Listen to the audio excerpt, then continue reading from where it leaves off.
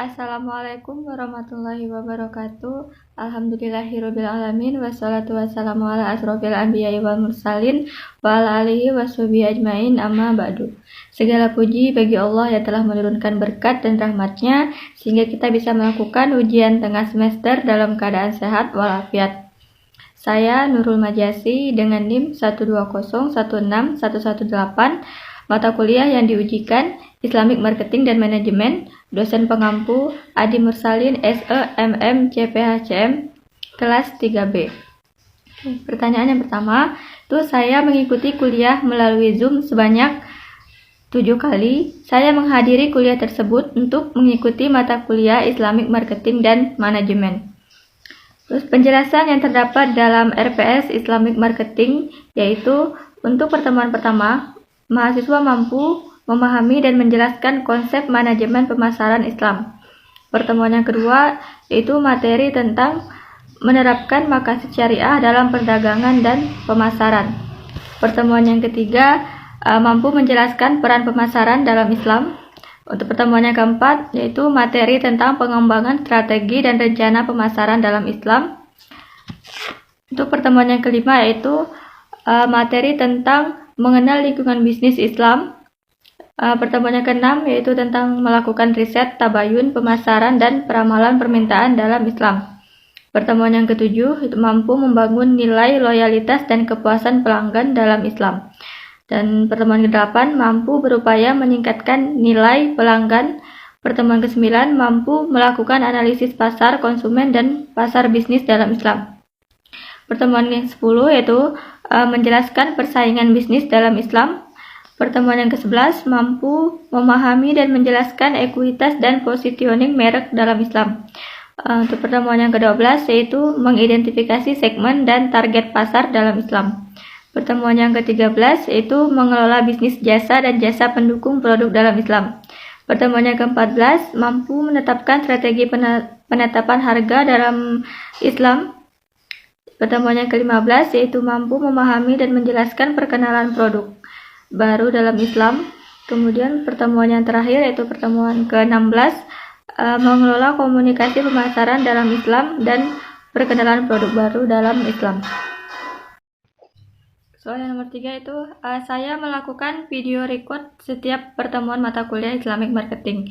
Untuk video record yang pertama yaitu materi tentang konsep manajemen pemasaran Islam. Pemasaran Islam adalah sebuah disiplin bisnis strategis yang mengarahkan proses penciptaan, penawaran, dan perubahan value dari suatu inisiator kepada stakeholdernya yang keseluruhan prosesnya sesuai dengan akad serta prinsip-prinsip muamalah bisnis dalam Islam. Kemudian video record yang kedua yaitu materi tentang maqasid syariah dalam perdagangan dan pemasaran. Maqasid syariah merupakan bentuk jamak dari maksad yang artinya maksud dan tujuan. Sedangkan syariah berarti makna hukum-hukum Allah yang ditetapkan untuk manusia agar dipedomani untuk mencapai kebahagiaan hidup di dunia dan di akhirat. Jadi maqasid syariah adalah tujuan-tujuan yang hendak dicapai dari suatu penetapan hukum. Kemudian video record yang ketiga yaitu materi tentang peran pemasaran dalam Islam. Dalam sektor bisnis, pemasaran sangat dibutuhkan dalam pengenalan produk berbagai perusahaan di bidang industri, pelayanan, penerbangan, perbankan, dan lain-lain. Kemudian untuk video record yang kelima yaitu tentang pengembangan strategis dan rencana pemasaran dalam Islam. Jadi rencana pemasaran merupakan perumusan usaha yang dilakukan dalam bidang pemasaran dengan menggunakan sumber daya yang ada di dalam suatu perusahaan guna mencapai tujuan dan sasaran tertentu serta pada waktu yang telah ditentukan. Islam memandang rencana pemasaran ini sangat penting, terutama dalam setiap pengambilan keputusan serta perencanaan untuk kedepannya. Dengan adanya perencanaan, maka akan memudahkan setiap tindakan yang akan dilaksanakan. Kemudian video record yang kelima yaitu tentang tabayun. Tabayun secara bahasa memiliki arti kejelasan tentang sesuatu hingga jelas benar keadaannya. Sedangkan secara istilah adalah meneliti dan menyeleksi berita. Tidak tergesa-gesa dalam memutuskan masalah baik dalam hal hukum, kebijakan, dan sebagainya hingga jelas benar permasalahannya. Kemudian untuk soal yang nomor 4 yaitu dalam kuliah Islamic Marketing. Di dalam Zoom saya aktif menjawab semua pertanyaan, salah satunya itu pertanyaan tentang konsep manajemen pemasaran Islam, di mana pemasaran Islam adalah sebuah disiplin bisnis strategis yang mengarahkan proses penciptaan, penawaran, dan perubahan value dari suatu inisiator kepada stakeholder-nya yang dalam keseluruhan proses sesuai dengan akad serta prinsip-prinsip muamalah bisnis dalam Islam. Kemudian yang pertanyaan bagian B yaitu yang pertama Surah Al-Jumu'ah ayat 10. A'udzubillahi minasyaitonirrajim. Bismillahirrahmanirrahim. Faiza qudiyatis sholatu fantashiru fil ardi wabtaru min fadlillahi wa zkurullah katsiran la'allakum tuflihun.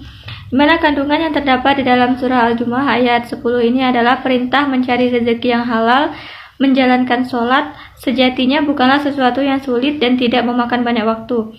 Artinya, apabila sholat telah dilaksanakan, maka bertebaranlah kamu di bumi, carilah karunia Allah dan ingatlah Allah sebanyak-banyaknya agar kamu beruntung.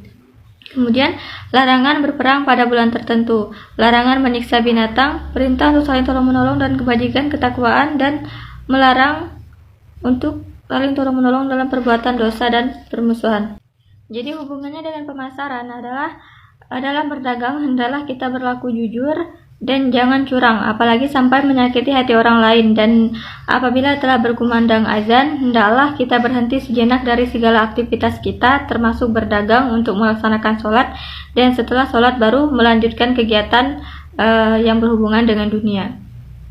Terus untuk pertanyaan yang kedua yaitu konsep pemasaran dalam Islam. Konsep pemasaran dalam Islam merupakan konsep pemasaran yang keseluruhan prosesnya sesuai dengan akad serta prinsip-prinsip muamalah bisnis dalam Islam. Surah dalam Al-Quran yang menjelaskan tentang konsep pemasaran dalam Islam yaitu surah Al-Baqarah ayat 275. A'udzubillahi minasyaitonirrajim. Bismillahirrahmanirrahim. Allazina ya'kuluna riba la yakumuna illa kama yakumul ladzi yatahabbatu syaitanu minal mas. Dzalika bi'annahum qalu innamal bay'u mislur riba wa ahallallahu al-bay'a wa harrama riba. Faman ja'ahu mau'izatum mir rabbih fantaha falahu ma salaf wa amruhu ilallah wa man 'ada fa ulaika ashabun nar hum fiha khalidun.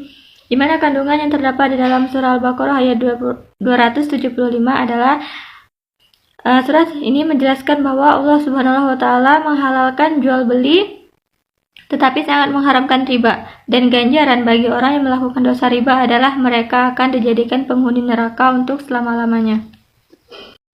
Kemudian untuk soal yang nomor 3, saya setuju dengan pernyataan bahwa Islam sebagai jiwa dalam bisnis dan pemasaran, karena semua hal yang bersangkutan dengan pemasaran dan bisnis sangat banyak diatur di dalam hadis dan Al-Quran, yang dimana itu merupakan pedoman bagi para muslim dan muslimah dalam menjalankan bisnis dan usahanya, agar usaha yang dijalankan tidak menyimpang dari ajaran agama, serta bisnis yang dijalankan tersebut menjadi berkah karena diridhoi oleh Allah Subhanahu wa taala. Kemudian soal nomor 4 yaitu surah Al-Baqarah ayat 282. A'udzubillahi minasyaitonirrajim. Bismillahirrahmanirrahim. Ya ayyuhallazina amanu idza tadayantum bidaini ila ajalin musamman faktubu wal yaktub bainakum katibun bil adli wala ya'ba katibun ay yaktuba kama 'allamahu Allahu falyaktub wal yumli lillazi 'alaihil haqqu wa yattaqillaha rabbahu wa la yabkhas minhu syai'a fa in kana allazi 'alaihil haqqu safihan aw dha'ifan aw la yastati'u ayyumilla wa falyum lil waliyuhu bil 'adli Wastashidu syahidaini mir rijalikum fa illam yakuna rajulaini farajulan wamra'atani mimman taradawna minasyuhada antudilla ihdahuma fatuzakkira ihdahumal ura wala ya'bas syuhada'u iza ma du'u wala tas'amu an taktubuhu soriran aw kabiran ila ajali dzalikum aksatu indallahi wa aqwamulis syahadati wa adna alla tartabu illa an takuna tijaratan hadiratan tudirunaha bainakum falaisa alaikum junahun alla taktubu wa ashidu iza tabaya'tum wala yudurru katibu wala syahid wa in tab'alu fa innahu fusukum bikum wattaqullah wa yu'allimukumullah wallahu bikul. Terjemahan dari surah Al-Baqarah ayat 282 itu bahwa wahai orang-orang yang beriman, apabila kamu melakukan utang piutang untuk waktu yang ditentukan, hendaklah kamu menuliskannya, dan hendaklah seorang penulis di antara kamu menuliskannya dengan benar. Janganlah penulis menolak untuk menuliskannya sebagaimana Allah telah mengajarkan kepadanya. Maka hendaklah dia menuliskan, dan hendaklah orang yang berutang itu mendiktekan, dan hendaklah dia bertakwa kepada Allah Tuhannya, dan janganlah dia mengurangi sedikit pun daripadanya. Jika yang berutang itu orang yang kurang akalnya atau lemah keadaannya atau tidak mampu mendiktekan sendiri, maka hendaklah walinya mendiktekannya dengan benar, dan persaksikanlah dengan 2 orang saksi laki-laki di antara kamu. Jika tidak ada saksi 2 orang laki-laki, maka boleh seorang laki-laki dan 2 orang perempuan di antara orang-orang yang kamu sukai dari para saksi yang ada, agar jika seorang lupa, maka yang seorang lagi mengingatkannya. Dan janganlah saksi-saksi itu apabila dipanggil. Dan janganlah kamu bosan menuliskannya untuk batas waktu, baiknya utang itu kecil maupun besar. Yang demikian itu lebih adil di sisi Allah, lebih dapat menguatkan kesaksian, dan lebih mendekatkan kamu kepada ketidakraguan. Kecuali jika hal itu merupakan perdagangan tunai yang kamu jalankan di antara kamu, maka tidak ada dosa bagi kamu jika kamu tidak menuliskannya. Jadi kandungan yang terdapat di dalam surah Al-Baqarah ayat 282 ini bahwa orang yang melakukan utang piutang wajib mencatatnya, dan apabila yang melakukan utang piutang itu orang yang kurang akalnya, maka hendaklah seorang wali yang mendiktekannya dengan dipersaksikan 2 orang saksi laki-laki. Tetapi jika tidak ada 2 orang laki-laki, baik 1 orang laki-laki dan boleh 1 orang laki-laki dan 2 orang perempuan. Kemudian surah Al-Hujurat ayat 12. A'udzubillahi minasyaitonirrajim. Bismillahirrahmanirrahim. Ya ayyuhalladzina amanu jatabi'u katsiran minaz-zon inna ba'daz-zonni ismu wa la tajassasu wa la yartab ba'dukum ba'da ayuhibbu ahadukum ayyakula lahma ahihi maitan fakarihtumu wattaqullah innallaha tawwabur rahim. Arti dari surah Al-Hujurat ayat 12 ini adalah, wahai orang-orang yang beriman, jauhilah banyak dari prasangka sesungguhnya, sebaik prasangka itu dosa, dan janganlah kamu mencari-cari kesalahan orang lain, dan janganlah ada di antara kamu yang menggunjing sebagian yang lain. Apakah ada di antara kamu yang suka memakan daging saudaranya yang sudah mati? Tentu kamu merasa jijik, dan bertakwalah kepada Allah, sungguh Allah Maha Penerima Tobat, Maha Penyayang. Jadi kandungan yang terdapat di dalam surah Al-Hujurat ayat 12 ini bahwa Allah memerintahkan orang yang beriman untuk menjauhi prasangka buruk. Allah melarang keburukan orang lain, dan Allah melarang manusia untuk bergibah. Jadi hubungan kedua surah tersebut dengan pemasaran adalah ketika dalam berdagang dan ada orang yang melakukan hutang, hendaklah kita mencatat hutang tersebut agar tidak lupa, dan dalam pemasaran janganlah kita membicarakan hal-hal buruk pelanggan kita atau berprasangka buruk kepada pelanggan, dan janganlah kita menggibahkan pelanggan kita. Kemudian nomor 5 yaitu maqasid syariah. Maqasid syariah dalam perdagangan dan pemasaran syariah yaitu merupakan pemasaran dengan program pelaksanaan, prosedur, dan penanganan proses yang dibangun dengan maksud mewujudkan, membentuk, dan melindungi alterasi yang komersial dengan pasar target dengan implikasi untuk menyampaikan arah organisasi dengan memfokuskan kepada kadar syariah yang berlandaskan maslahah, keseimbangan, serta memprioritaskan adanya sikap kerelaan dan kasih sayang di antara penjual dan pembeli. Surah-surah dalam Al-Quran yang menjelaskan tentang tijarah yaitu surah Al-Baqarah ayat 282, di mana kandungannya yaitu orang yang melakukan utang piutang wajib mencatat, dan apabila melakukan utang piutang itu orang yang kurang akalnya, maka hendaklah seorang wali yang mendiktekannya dengan dipersaksikan 2 orang saksi laki-laki. Tetapi jika tidak ada 2 orang laki-laki, boleh 1 orang laki-laki dan 2 orang perempuan. Kemudian surah At-Taubah ayat 24. A'udzubillahi minasyaitonirrajim. Bismillahirrahmanirrahim. Qul in kana abaukum wa abanaukum wa ikhwanukum wa azwajukum wa asiratukum wa amwaluk tarabtumuha wa tijaratu takhshawna kasadaha wa masakinu tardawnaha ahabba ilaikum minallahi wa rasulihi wa jihadim fi sabilihi fatarabbasu hatta ya'tiyallahu bi amrih wallahu la yahdil qaumal fasiqin. Kandungan yang terdapat di dalam surah Taubah ayat 24 yaitu kita tidak boleh mencintai sesuatu melebihi cinta kita terhadap Allah dan Rasulnya, dan Allah tidak menyukai orang-orang yang fasik. Kemudian surah An-Nisa ayat 29.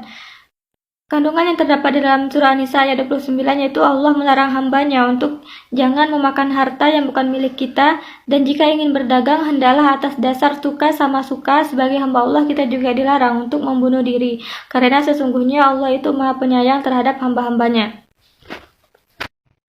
Kemudian soal yang nomor 6 yaitu riba. Riba adalah kelebihan yang tidak disertai dengan imbalan yang disyaratkan dalam jual beli. Secara umum, riba adalah sebuah penambahan nilai atau bunga melebihi jumlah pinjaman saat dikembalikan, dengan nilai tertentu yang diambil dari jumlah pokok pinjaman untuk dibayarkan oleh peminjam. Macam-macam riba. Yang pertama yaitu riba qard, yang masuk dalam riba hutang piutang. Contohnya adalah seorang meminjamkan uang sebesar 100.000 lalu diisyaratkan mengambil keuntungan ketika pengembalian. Keuntungan ini bisa berupa materi atau jasa. Ini termasuk riba dan hukumnya haram, karena yang namanya menghutangi adalah dalam rangka tolong-menolong dan berbuat baik. Yang kedua yaitu riba fadli, yaitu pertukaran antara barang-barang sejenis dengan kadar takaran yang berbeda, dan barang yang diperlukan termasuk dalam jenis barang ribawi. Contohnya, menukarkan beras sebanyak 10 kg dengan beras sebanyak 12 kg. Yang ketiga yaitu riba iyad, adalah jenis riba yang tukar-menukar dengan cara mengakhirkan penerimaan kedua barang yang ditukarkan atau salah satunya tanpa menyebutkan masanya. Contohnya, misalkan ada penjual mobil yang menawarkan mobilnya seharga 90 juta jika langsung bayar secara tunai. Namun jika dicicil total menjadi 95 juta. Kemudian penjual dan pembeli tidak menegaskan berapa yang harus dibayarkan hingga akhir transaksi. Yang ketiga yaitu riba nasi'ah, yaitu tambahan yang disyaratkan diambil atau diterima dari orang yang dihutangi sebagai kompensasi dari penundaan pelunasan. Contohnya, barter yang tidak ada kelebihan, akan tetapi penyerahan imbalan atau harga diakhirkan.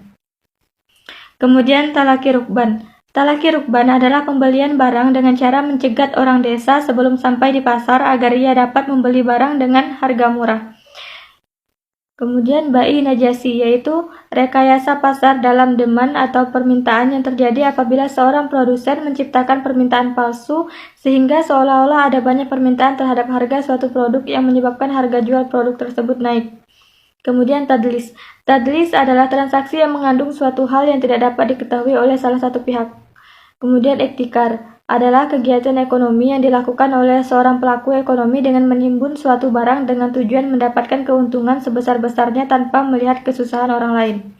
Kemudian jual beli gharar, yaitu jual beli yang belum ada wujudnya, barang yang tidak mampu diserah terimakan dan barang yang tidak memiliki kejelasan dalam jenis maupun sifatnya. Kemudian nomor 7 yaitu peran pemasaran dalam Islam. Yang pertama dalam sektor bisnis. Peran pemasaran sangat dibutuhkan untuk pengenalan produk berbagai perusahaan di bidang industri, pelayanan, perbankan, dan lain-lain. Dalam sektor non-profit, pemasaran kerap digunakan sebagai upaya promosi, organisasi, dan berbagai kelompok kesenian atau komunitas lainnya untuk menarik peminatnya. Dalam sektor internasional, pemasaran kerap digunakan untuk perusahaan multinasional yang bertujuan meningkatkan pemasaran global. Kemudian nomor 8 yaitu mengembangkan strategi dan rencana pemasaran dalam Islam. Yang pertama yaitu menentukan konsumen yang ideal. Menentukan konsumen yang ideal bisa melalui data klien pada penjualan produk atau melakukan survei pada klien. Terus, mengatasi masalah konsumen. Misalnya, konsumen memerlukan pengecas ponsel yang kuat dan tahan jika terjatuh atau terkena cuaca ekstrim. Untuk menyelesaikan masalah ini, kita bisa membuat pengecas yang tahan terhadap cuaca dan getaran.